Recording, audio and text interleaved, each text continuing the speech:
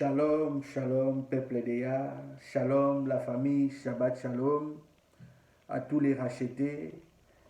Je viens une fois de plus, après quelques temps, de vous parler par rapport aux événements actuels. C'est comme la parole nous dit dans le livre d'Ecclésiaste, chapitre 1er, au verset 9. Ce qui a été, c'est ce qui sera. Et ce qui a été fait, et ce qui se fera. Et il n'y a rien de nouveau sous le soleil. Les choses que nous sommes en train de vivre actuellement, c'est des choses que nous avons déjà vécues. Et c'est des choses que nos ancêtres ont déjà vécues. C'est pour cela la parole même nous dit dans les livres du psaume pour la génération future. Les livres du psaume nous dit ceci, psaume 78. Psaume 78 nous dit ceci, au verset 3. Lequel nous avons eu et connu et que nos pères nous ont rencontrés, nous ne les scellerons point à leurs enfants, et ils rencontreront à la génération à venir les louanges de Yahuwah et sa force et ses merveilles qu'il a faites. Donc rien de nouveau sous le soleil. Mais cela nous a été confié afin que nous puissions vous transmettre cela, vous la génération future, nos enfants, les enfants de nos enfants. En parlant là-dessus, nous pouvons aller prendre un témoin qui a déjà été, qui a vécu les choses que nous sommes en train de vivre actuellement. Et ce témoin-là, c'était Noah, ou Noé pour les autres. Notre père Noah, arrivé à un moment de sa vie, alors que le père Noah allait rentrer à la maison, traverser le Jourdain, il arrivèrent que ses enfants, quand ils ont fait la partition de la terre, les démons, les esprits mauvais, les esprits qui nuisent au bien-être comme actuellement, ont commencé à s'en prendre aux enfants des enfants de Noah. C'est là, vous pouvez voir dans les livres des Jubilés, au chapitre 10, c'est écrit même diverge. Qu'est-ce que la parole nous raconte? Et dans la 3e semaine de ces Jubilés, les démons impurs commencèrent à faire diverger les enfants des fils de Noah et les égarer et les détruire, et les fils de Noah vinrent vers Noah, leur père, et ils lui parlèrent au sujet des démons qui les faisaient diverger, aveuglant et tuant les fils de Noé. C'est actuellement ce qui se passe. À nous maintenant d'aller chercher la personne qui avait donné l'intelligence à Noah pour qu'il puisse nous protéger, nous et nos enfants aussi. Noah, tranquille dans son coin, ses enfants attaqués par des démons. Et ces démons-là amenaient la maladie. Aujourd'hui, nous avons coronavirus. Aucune maladie a été donnée par Elohim, notre puissance. Chaque maladie vient toujours de l'ennemi. Vous allez dire c'est l'État, mais qui est derrière l'État? Toujours l'ennemi, Shaitan. Le monde entier est sous son emprise. Et l'Écriture continue disant, et il pria devant le Maître son Elohim et dit, Elohim des esprits, de tout chair, qui me montra miséricorde et sauva moi et mes fils des eaux de déluge et qui n'a pas permis que je périsse, comme tu fis avec les fils de perdition, comme tu fis avec des fils de perdition, car ta faveur a été grande envers moi, et grande a été ta miséricorde pour mon âme. Que ta faveur soit au-dessus de mes fils. et ne laisse pas de mauvais esprits les dominer pour qu'ils les détruisent de la terre.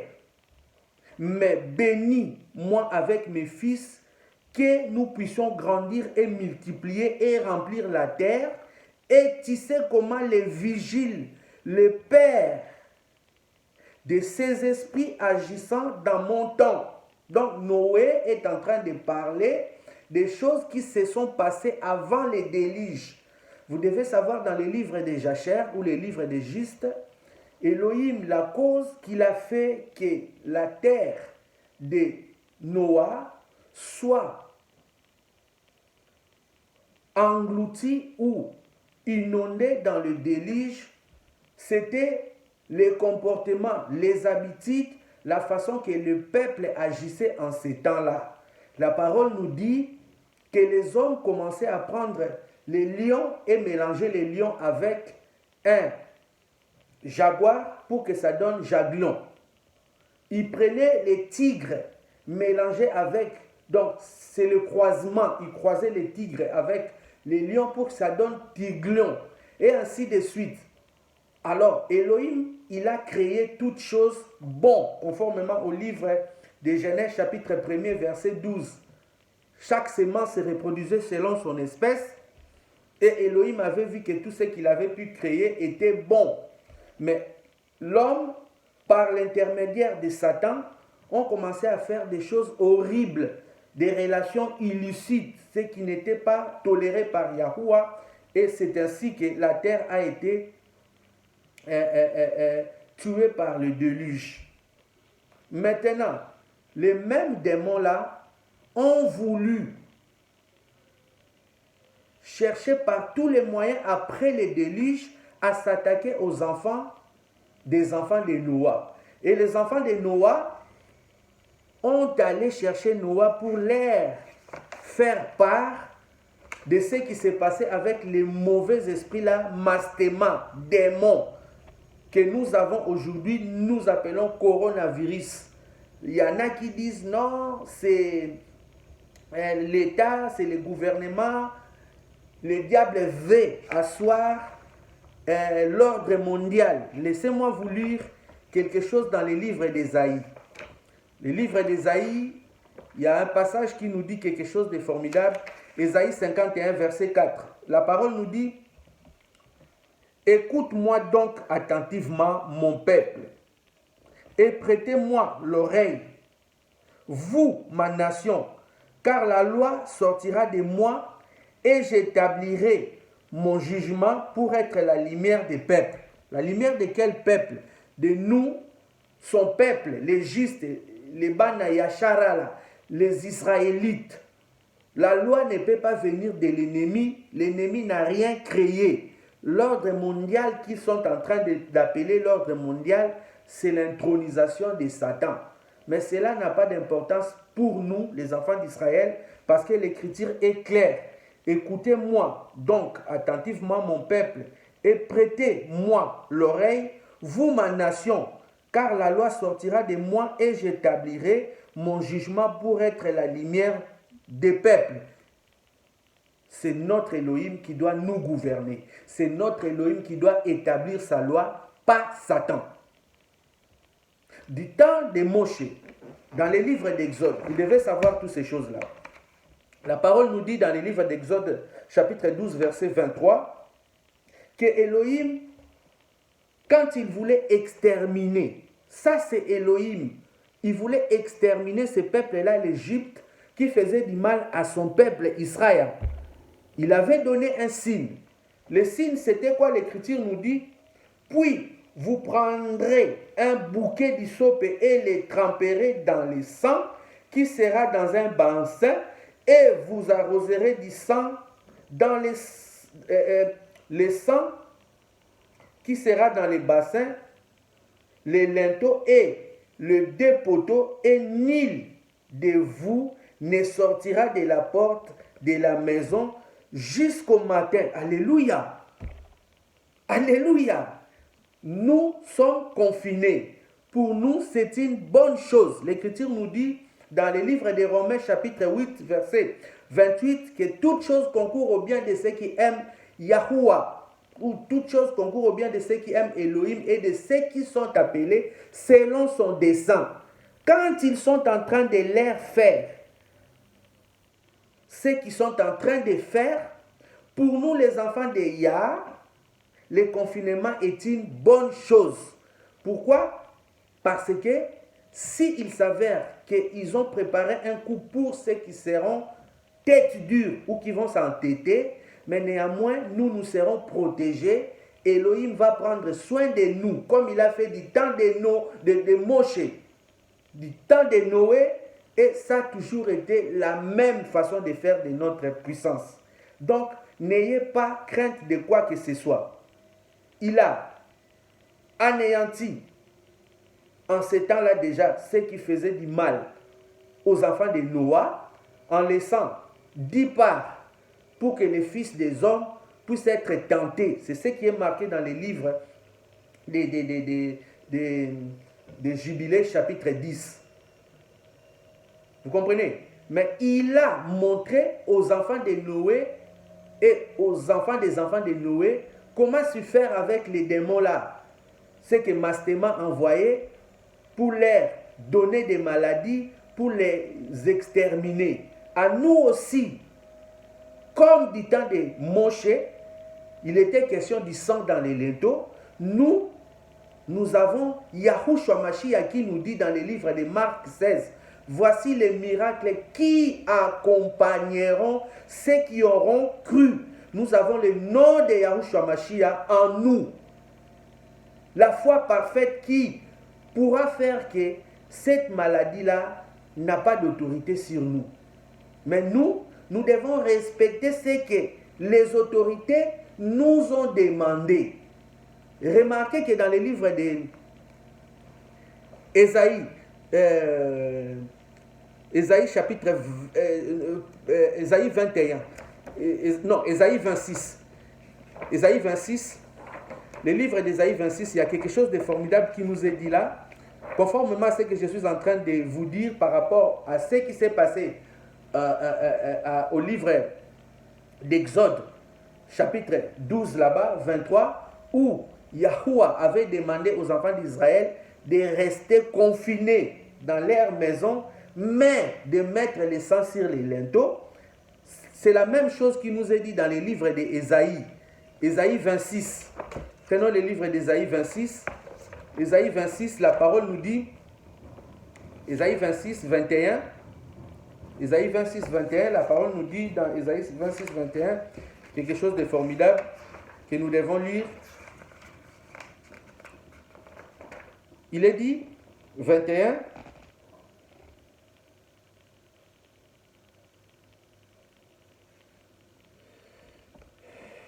Ésaïe 26, 26, 20.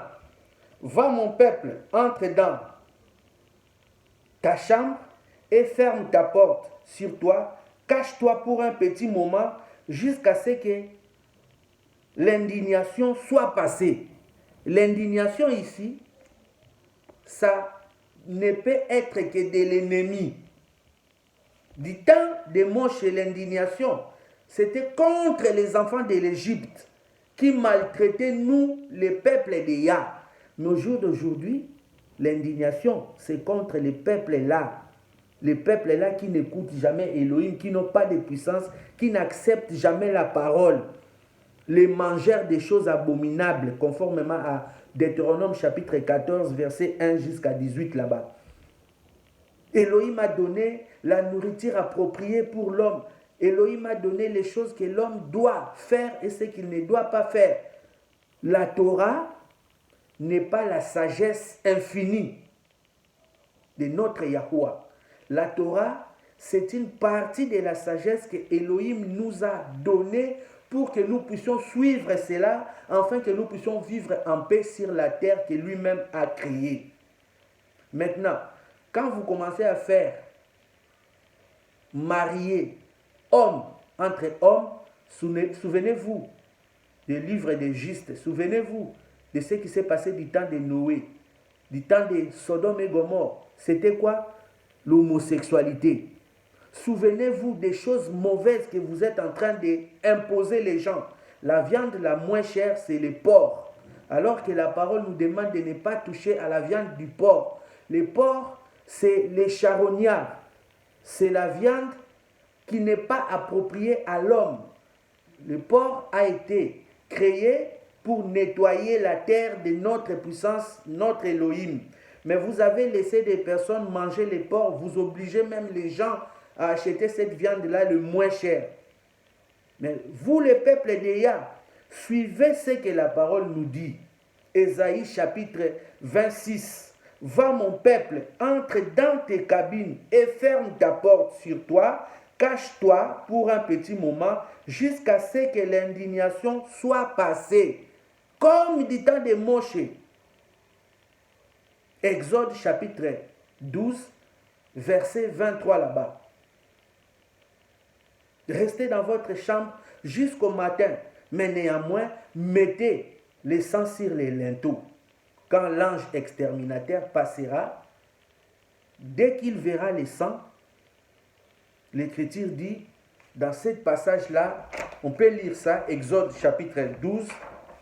Exode chapitre 12, j'aime bien que la parole puisse nous parler. Exode 12, nous allons prendre le verset 22 pour bien comprendre. Vous prendrez un bouquet d'hyssopée et les tremperez dans le sang qui sera dans un bassin et vous arroserez du sang qui sera dans les bassins, les linteaux et les deux poteaux. Et nul de vous ne sortira confinement. Ça a déjà été depuis la Bible. Ça a déjà été depuis le temps de nos ancêtres.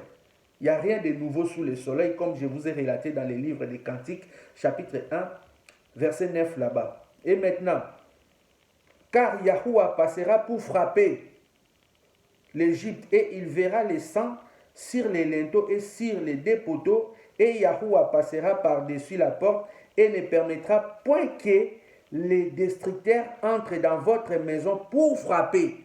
Vous voyez, il y avait un ange qui traversait l'Égypte et ceux qui avaient écouté les consignes de Moshe, ceux qui avaient mis le sang dans les linteaux, quand l'ange passait, il ne pouvait pas entrer dans cette maison-là, il ne pouvait pas frapper, c'était les signes.